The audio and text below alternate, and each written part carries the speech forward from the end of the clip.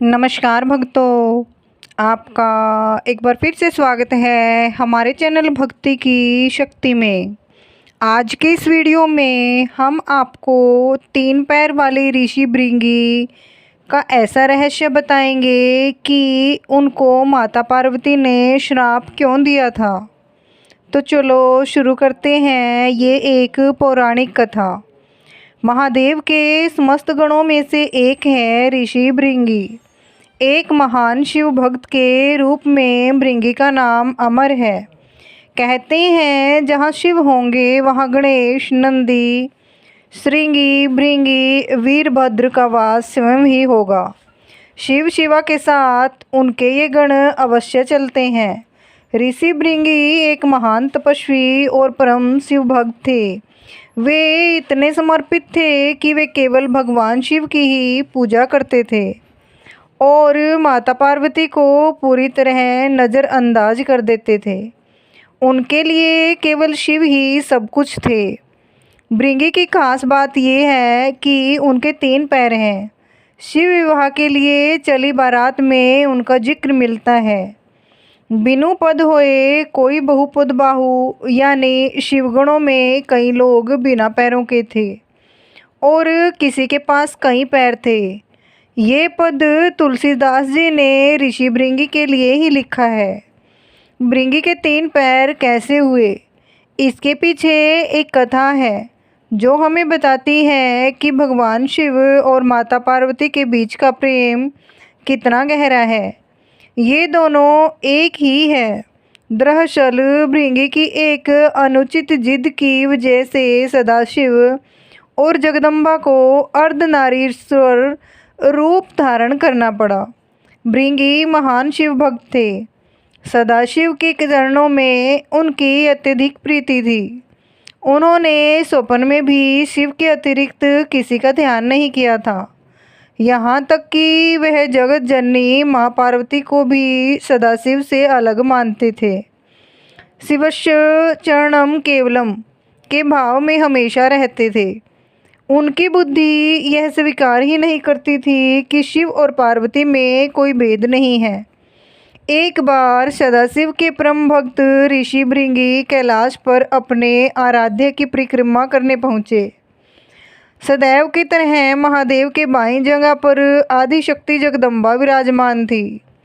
महादेव समाधि में थे और जगदम्बा चैतन्य थी। जगदम्बा के नेत्र खुले थे। भृंगी तो आए थे शिवजी की परिक्रमा करने। शिवजी तो ध्यान मगन थे। शिव प्रेम में भृंगी मतवाले हो रहे थे।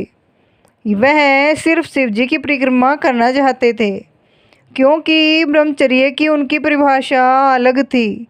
पर क्या करें, पार्वती जी तो शिवजी के वामांग में विराजमान थे। भृंगी अपना उतावलापन रोक ही नहीं पाए। साहस इतना बढ़ गया कि उन्होंने जगदम्बा से अनुरोध कर दिया कि वह शिवजी से अलग होकर बैठे ताकि मैं शिवजी की परिक्रमा कर सकूं।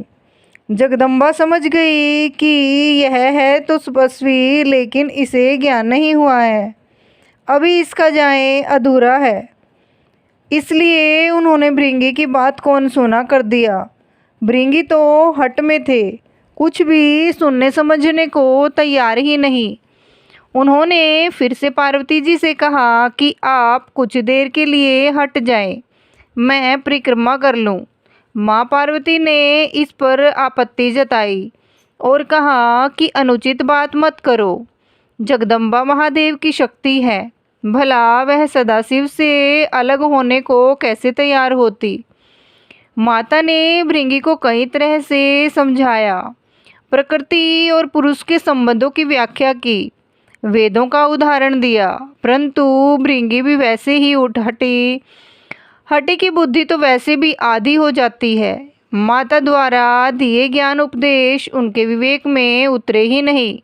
उनकी बुद्धि सृष्टि के इस रहस्य को समझने के लिए तैयार ही नहीं हुई।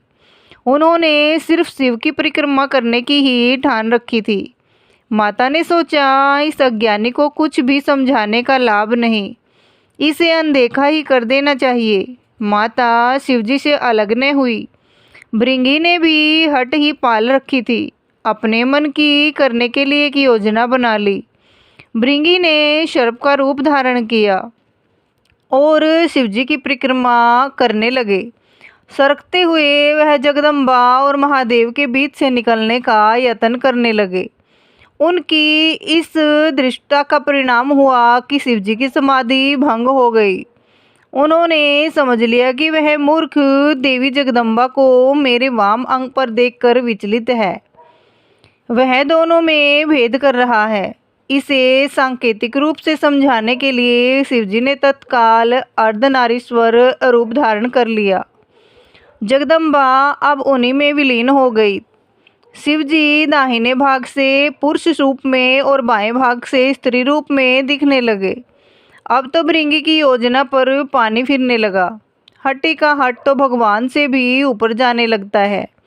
भृंगी ने इतने पर भी हिम्मत नहीं हारी। उन्हें तो बस शिवजी की ही परिक्रमा करनी थी।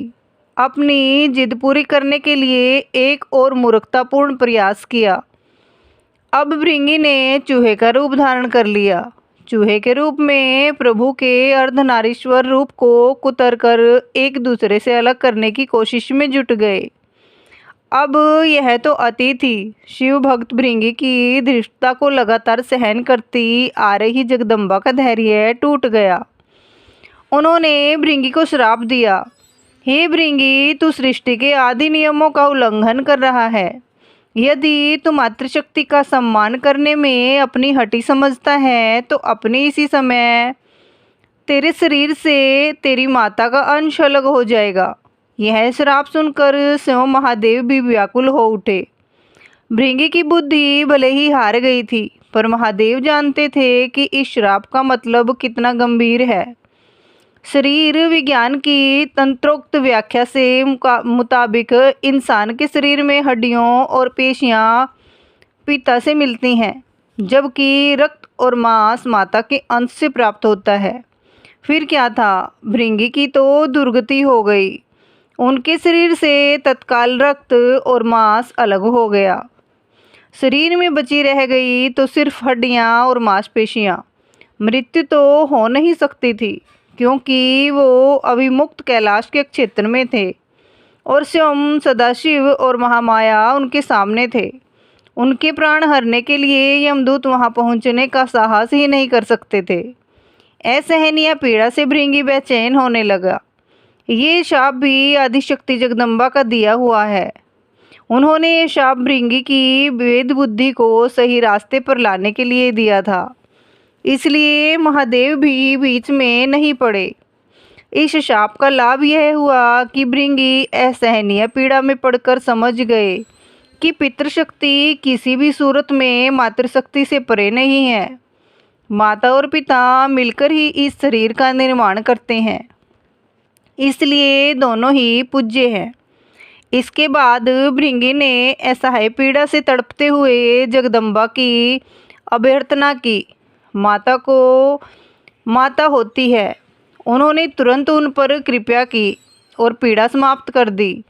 माता ने अपना श्राप वापस लेने का उपक्रम शुरू किया, लेकिन धन्य थे भक्त भृंगी भी। उन्होंने माता को शाप वापस लेने से रोका। भृंगी ने कहा, माता, मेरी पीड़ा दूर करके आपने मेरे ऊपर बड़ी कृपा की है, परंतु मुझे इसी स्वरूप में रहने दीजिए। मेरा यह स्वरूप संसार के लिए एक उदाहरण होगा। इस सृष्टि में फिर से कोई मेरी तरह भ्रम का शिकार होकर माता और पिता को एक दूसरे से अलग समझने की भूल न करेगा। मैंने इतना अपराध किया, फिर भी आपने मेरे ऊपर अनुग्रह किया। अब मैं एक जीवंत उदाहरण बनकर सदैव आपके आसपास ही रहूँगा। भक्त की यह बात सुनकर महादेव और जगदम्बा दोनों पुलकित हो गए। अर्धनारीश्वर स्वरूप धारण किए हुए माँ जगदम्बा और पिता महादेव ने तुरंत भृंगी को अपने गणों में प्रमुख स्थान दिया। भृंगी चलने फिरने में समर्थ हो सके, इसलिए उन्हें तीसरा पैर भी दिया। तीसरे पैर से वह अपने भार को संभालकर शिव पार्वती के साथ चलते हैं। अर्धनारीश्वर भगवान ने कहा, हे भृंगी, तुम सदा हमारे साथ रहोगे। तुम्हारी उपस्थिति इस जगत को संदेश होगी कि हर जीव में जितना अंश पुरुष है उतने ही अंश है नारी। नारी और पुरुष में भेद करने वाले की गति तुम्हारे जैसी हो जाती है। पुरुष और स्त्री मिलकर संसार को आगे बढ़ाएं। दोनों बराबर अंश के योगी हैं। यही सिद्ध करने को मैंने अर्धनारीश्वर रूप धारण किया है। स्त्री पुरुष दोनों का अपना स्थान, अपना अस्तित्व है। इसे नकारने वाले को शिव और शिवा दोनों में से किसी की भी कृपा प्राप्त नहीं होती। वह जीव मृत्युलोक में सदाशिव शिवा की कृपा के लिए तरसता ही विदा हो जाएगा। भृंगी को वो पद प्राप्त हुआ जिसे हासिल करने के लिए इंद्रादि बड़े बड़े देवता भी ललायित रहते हैं। संसार को मैथुनी सृष्टि की व्यवस्था शिवजी ने दी है। इसके लिए उन्होंने सबसे पहले ब्रह्मा को अपना अर्धनारीश्वर स्वरूप दिखाया। उसे देखकर ही ब्रह्मा ने नारी की कल्पना की। नारी और पुरुष के संयोग से सृष्टि रचना की व्यवस्था दी, अर्थात नर नारी मिलकर सूक्ष्म ब्रह्मा की तरह सृष्टिकर्ता हो जाते हैं। फिर शिव ने जगदम्बा के साथ विवाह करके मनुष्यों में विवाह की व्यवस्था दी। सर्वप्रथम विवाह शिव जगदम्बा का ही है। तो भक्तों, आपको ये माता पार्वती के श्राप की रहस्यमयी कथा कैसी लगी? यह कहानी हमें सिखाती है कि अधूरी भक्ति चाहे कितनी भी गहरी हो, संपूर्णता के बिना अधूरी ही रहती है। अगर आपको ये कथा ज्ञानवर्धक और रोचक लगी हो तो वीडियो को लाइक करें और चैनल को सब्सक्राइब करें। और ऐसी ही रोचक और धार्मिक कथाएं सुनने के लिए हमारे चैनल को सब्सक्राइब करें। धन्यवाद। बोलिए माता पार्वती की जय हो, शिव शंकर भगवान की जय हो।